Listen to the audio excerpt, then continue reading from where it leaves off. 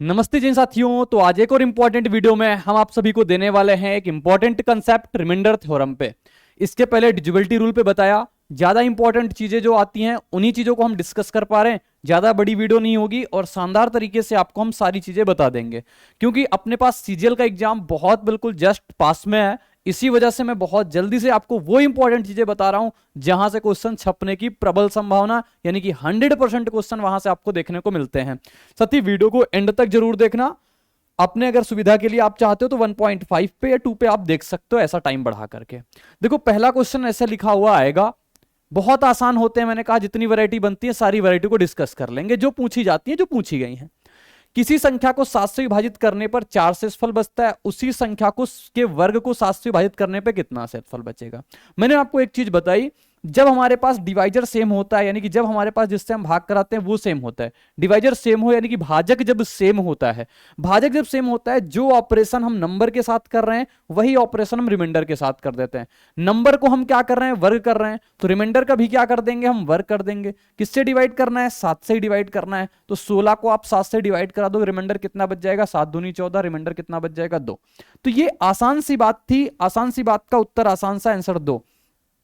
कई बार ऐसी बातें पूछती है, इसका बेसिक मैंने 70 डेज में सब पढ़ा रखा है, लेकिन यहां पे सिर्फ मुद्दे की बात लिखा हुआ है। एक संख्या को 363 से विभाजित किया जाता है तो शेषफल 17 प्राप्त होता है। जब उसी संख्या को 11 से विभाजित किया जाए तो शेषफल कितना प्राप्त होगा। जब एक संख्या को हमने 363 से, आपके सामने जब ऐसी केस का क्वेश्चन आया करे ना, आप ये देखा करो क्या ये नंबर हमारे पास जो पहला वाला नंबर है, ये नंबर क्या 11 से कट रहा है। देखो 11 को 11 से अगर काट के देखोगे 363 से कट जाएगा पूरा पूरा।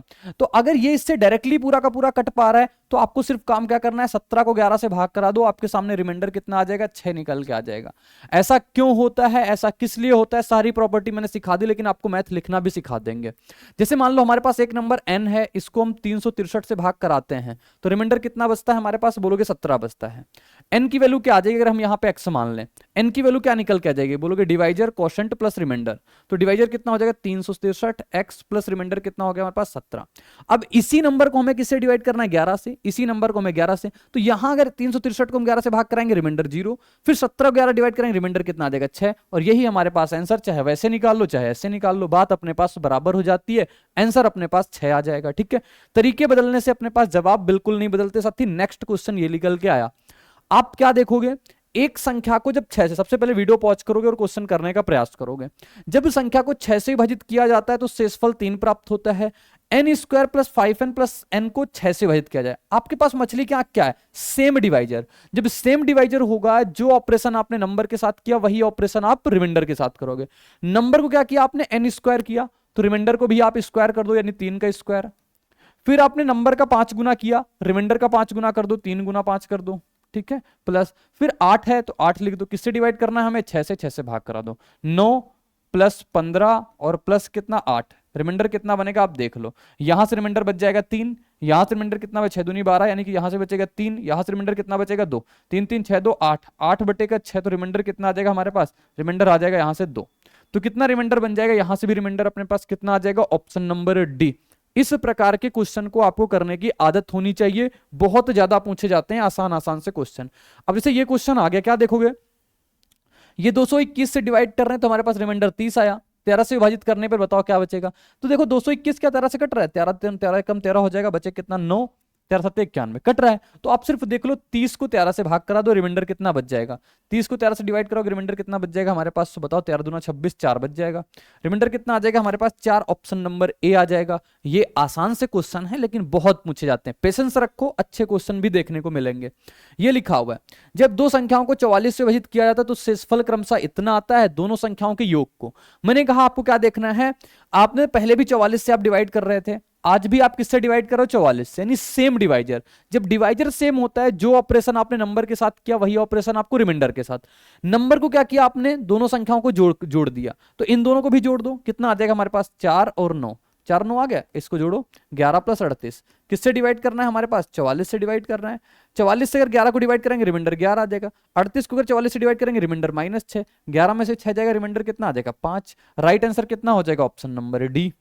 समझ में आया ना, बेहतरीन तरीके से रिवीजन पर्पस से बहुत हेल्प हो पा रही होगी आपकी। अब अगला क्वेश्चन ये लिखा हुआ है कि जब धनात्मक संख्या ए बी सी को 13 से विभाजित किया जाता है तो शेषफल इतना इतना आता है। a plus 2b plus 5c को 13 से विभाजित किया जाए। देखो यहां भी हमारे पास क्या है, सेम डिवाइजर, यहां भी साथी क्या है, सेम डिवाइजर। आपको कीवर्ड पे फोकस करना है, मछली की आंख पे। आपको a plus 2b plus 5c, जो ऑपरेशन आपने नंबर के साथ किया वही ऑपरेशन आपको रिमाइंडर के साथ करना है। नंबर सबसे पहले आपने a रखा, यानी रिमाइंडर भी सबसे पहले 9 ही रखेंगे। दूसरे नंबर का आपने 2 गुना किया तो रिमाइंडर का भी 2 गुना कर देंगे। तीसरे नंबर को आपको 5 गुना कर दिया तो तीसरे नंबर का हम 5 गुना कर देंगे। ये लो हो गया, हो गया। बचा कितना हमारे पास, 13 से भाग करना है। अब देखो 13 को 9 से भाग कराएंगे, 9 ही रिमाइंडर बच जाएगा। 14 को 13 से भाग कराएंगे, 1 रिमाइंडर बचेगा। 50 को 13 से भाग कराएंगे, माइनस का 2 रिमाइंडर बच जाएगा, क्योंकि 13 चौको 52 होता है। तो 9 1 10, 10 में से 2 जाएगा, रिमाइंडर कितना आ जाएगा अपने पास, 8 निकल के आ जाएगा। राइट आंसर साथी कितना हो जाएगा, 8। Option number D. ये छोटे छोटे से प्रश्न है लेकिन बहुत अच्छे लेवल के प्रश्न है, क्योंकि पूछे जाते हैं। अब ये क्वेश्चन लिखा हुआ है, सभी लोग छाप दोगे इसका आंसर होमवर्क में करके। इसका राइट जवाब क्या बन पाएगा साथी, तो सभी लोग इसका आंसर कमेंट बॉक्स में जरूर बताना, इसका सटीक जवाब क्या बनेगा। आगे क्वेश्चन ये वाला आता है, तो इस वाले क्वेश्चन को कैसे करते हैं। एक भाग का प्रश्न होगा जिसमें भाजक भागफल का 12 गुना, यानी डिवाइजर जो है वो कोसेंट का 12 टाइम्स है और रिमाइंडर का कितने टाइम्स है, 8 टाइम्स है। इसको सबसे पहले कैसे लिखते हो आप ऐसे समझना। हम अगर डिवाइजर को लिखेंगे डी, डिवाइजर जो है ये भागफल यानी कोसेंट का कितने गुना है, कोसेंट का ये 12 गुना है, और रिमाइंडर का कितने गुना दे रखा है आपको, 8 गुना दे रखा है। ये तो दे रखा है, आप ऐसे लिख लो। हमसे क्या रिमाइंडर 96 है, आप रिमाइंडर की वैल्यू रखो 96। ये 96 गुणे का 8 गुना है ना, 8 टाइम्स, 9 टाइम्स लिखा हुआ है। कितने टाइम्स लिखा हुआ है, 9 टाइम्स, तो 9 टाइम्स है। ठीक है, ये हो गया। अब अगर आपको डिवाइजर निकालना है तो रिमाइंडर का 9 टाइम्स है, तो ये डिवाइजर की वैल्यू आ गई। अगर कोशेंट की वैल्यू आपको निकालना होगा, क्या आ जाएगा, बोलोगे 96 गुणे का 9 और बटे कितना हो जाएगा, 12। ये हो जाएगा हमारे पास इसका, तो 12 8 96 हो जाएगा। तो कोशेंट की वैल्यू ये आ गई। हमसे कहा डिवाइजर बता दो, डिविडेंड, सॉरी डिविडेंड बता दो। आपको डिविडेंड पता है क्या होता है, भाज्य बराबर क्या होता है बताओ। डिविडेंड बराबर होता है कोशेंट गुणे का हमारे पास डिवाइजर और प्लस का कितना होता है, रिमाइंडर होता है। ठीक है, तो कोशेंट कितना है हमारे पास, 8 गुणा 9 है। डिवाइजर हमारे पास कितना है, डिवाइजर कितना है हमारे पास, बोलोगे ये 96 गुणे का 9 है। और प्लस हमारे पास रिमाइंडर कितना है हमारे पास, तो बोलोगे रिमाइंडर है 96 ना, रिमाइंडर 96। अब इसको आपको सॉल्व करके लिखना है, भाज्य निकल करके, भाज्य बराबर भाजक गुणे भागफल प्लस शेषफल होता है। सती कैलकुलेशन कैसे करानी है, देखो यूनिट सबके अलग अलग है, यहाँ 4 के सेम है, देख लेंगे अगर कुछ अलग आएगा तो मिल जाएगा। देखो 9 8 72 होता है, 2 6 दूनी 12, 2 आ जाएगा, 9 दूनी 18 8, 8 6 का कितना होता है 48, लास्ट में 8 मिलेगा। लास्ट में 8 सिर्फ ऑप्शन नंबर डी में है, ऑप्शन डी इसका सही जवाब हो जाएगा। बात इंपॉर्टेंट ये नहीं है कि इसका आंसर ये आया, इंपॉर्टेंट बात ये है जब इस तरीके की चीज बनेंगी तो आपको कैसे कम समय में आपको टैकल करना है। ठीक है, तो ये चीज आप सभी को आनी चाहिए। आगे प्रश्न इस तरह का लिखे हुआ आता है, 27 की पावर 27 प्लस 27 के मान को 28 से विभाजित किया जाता है तो शेषफल क्या होगा। देखो 27 की पावर 27 लिखा होगा, प्लस अपने पास कितना लिखा हुआ है 27, इसको किससे डिवाइड करना है आपको 28 से। देखो यहां पे या तो आप 1 बना लो, बाइनोमियल फॉर्मेट ये सब मैंने पढ़ा रखा है, आप चाहो तो देख सकते हो 70 डेज पे। ठीक है, अगर मैं बोलूंगा 27 को आपको 28 से डिवाइड करो, कितना बचेगा, -1 रिमाइंडर, -1 की पावर कितना 27, यहां से भी कितना बचेगा, -1 बचेगा। अब -1 की पावर जब ऑड करोगे तो कितना आता है, -1 आता है, यहां से भी कितना आएगा, -1, रिमाइंडर कितना आया, -2। लेकिन रिमाइंडर कभी भी हमारे पास माइनस में नहीं होता, जिससे हम डिवाइड कर रहे थे 28 में, उसको डायरेक्टली आप इसको जोड़ दो जाके, कितना आ जाएगा 26। तो कितना आ जाएगा 26, इसका राइट आंसर आ जाएगा। Right answer option number D आ जाएगा साथी। ये पॉइंट आप सभी लोग क्लियर करके रखना, सभी लोग समझ के रखना। ठीक है, नेक्स्ट क्वेश्चन देखो, लिखा हुआ है 4 की पावर 49 माइनस नहीं 49 की पावर 15 माइनस 1 का भाजक क्या होगा। इसके पहले कुछ बातें आप जान लो। अगर a की पावर n माइनस b की पावर n में से हमारे पास n अगर ऑड है, n अगर क्या है विषम संख्या है, तो ये किससे डिवाइड होता है, a माइनस बी से डिवाइड होता है, इससे डिवाइड होगा। अगर a की पावर n प्लस b की पावर n में से हमारे पास n एक ऑड है, इसमें से n ऑड है, तो ये हमारे पास a प्लस बी से विभाजित होता है। अगर a की पावर n माइनस बी की पावर n में से n अगर इवन है, तो ये हमारे पास a माइनस बी और a प्लस बी दोनों से विभाज्य होता है। ठीक, अगर a की पावर n प्लस b की पावर n में से अगर n हमारे पास ऑड है, n अगर इवन है तो हमारे पास ये किसी से विभाज्य नहीं होगा, इसकी हम बातें निकालनी पड़ेंगी। ये a प्लस बी से विभाज्य नहीं होगा, इसमें हमें फर्दर निकालना पड़ता है। ठीक है, तो ध्यान देना बात इन 3 बातों को। अब जैसे यहाँ पे लिखा हुआ 49 की पावर 15, बताओ ये लिखा हुआ 49 की पावर 15, इसको आप ये भी तो लिख सकते हो 1 की पावर 15।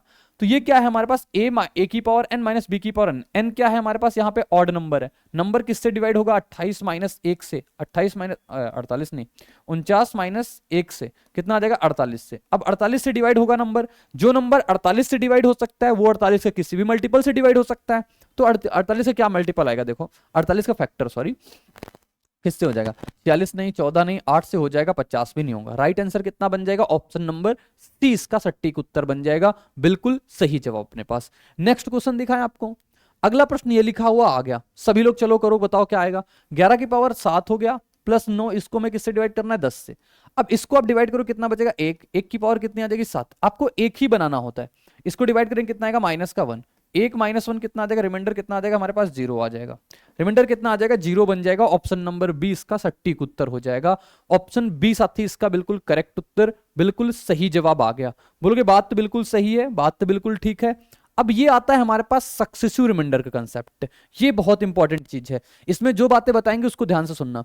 किसी संख्याओं को क्रमांतर रूप से 5, 4 और 3 से विभाजित करने पर शेषफल इतना इतना बचता है, उसी संख्याओं को क्रमांतर रूप से 3, 4 और 5 से विभाजित करने पर शेषफल क्या बचेगा। सत्य कोई नंबर है उसको हम 5, 4, 3 से विभाजित करेंगे, और इससे जो बन सकने वाले क्वेश्चन होते हैं ना, कितनी वैरायटी के, वो समझना। या तो आपको नंबर इनको पलट के दे देगा 3, 4, 5 से, मैक्सिमम बात तो यही पूछी जा सकती है कि जो नंबर से हम पहले डिवाइड करवाते हैं उसी को पलट के देते हैं। नहीं तो क्या करते हैं, ये बात दे सकते हैं, नहीं तो इन तीनों में से किसी एक नंबर से डिवाइड पूछ लेते हैं। मान लो कह देगा 3 से डिवाइड करने पर रिमाइंडर बताओ क्या बचेगा, सिर्फ 4 से डिवाइड करने पर रिमाइंडर क्या होगा, सिर्फ 5 से डिवाइड करने पर रिमाइंडर क्या होगा, ये बात भी पूछी जा सकती है।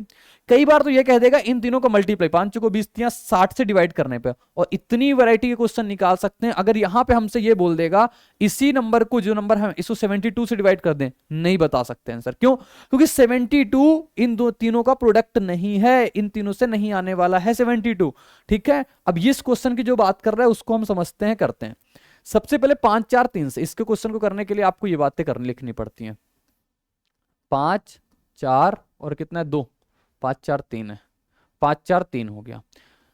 यहां पे हम लिखते हैं अपने पास वही जो भाजक होते हैं, ये भाजक हो गए, इसके डिवाइजर जिसे आप कहते हो। यहां पे हम लिखते हैं अपने पास रिमाइंडर, और यहां पे आता है हमारे पास क्वेश्चन टाइप। ठीक है, मैंने मान लेते हैं, हमेशा मान लेते हैं लास्ट का एक। लास्ट के एक मानने में आसानी पता है क्या होती है, कि कभी नंबर पूछता है ना तो आप भी जल्दी कर पाते हो, अगर कभी नंबर नहीं पूछेगा तब भी कर पाओगे। कितने रिमाइंडर बच रहे थे हमारे पास, 3 बच रहे थे, और 0 बच रहे थे, और 2। देखो इसका गुणा कराते हैं, 3 गुणा 1 और प्लस 2 करते हैं, तो यहाँ पे 5 आ जाएगा। 5 चौको 20 प्लस 0 करेंगे तो 20 आ जाएगा। 20 पंचे 100 प्लस 3 करेंगे कितना आ जाएगा, 103। अब कह रहा है यही 103 है, इसको हमें किससे डिवाइड करना है, इसको हमें डिवाइड करना है 3, 4, 5 से। इसका उल्टा करके लिख दिया, 3, 4, 5 से।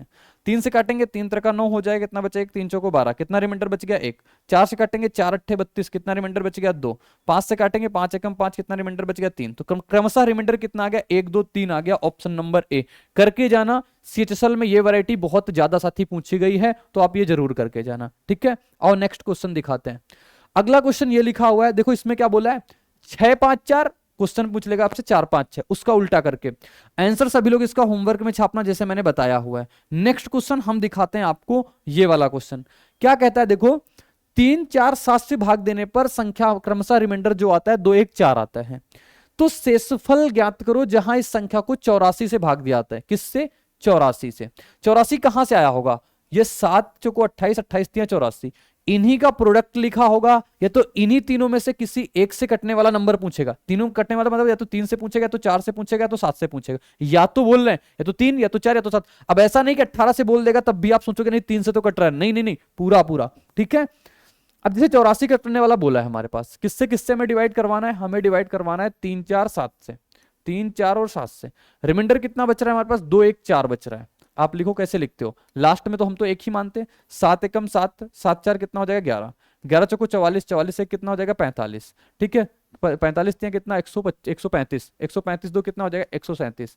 अब इस 137 को आपको किससे डिवाइड करना है, आपको 84 से डिवाइड करना है। डिवाइड कर दो, 84 कम कितना हो जाएगा 84, कितना बचा हमारे पास 3 और 5 53, इसका राइट आंसर हो जाएगा ऑप्शन नंबर ए।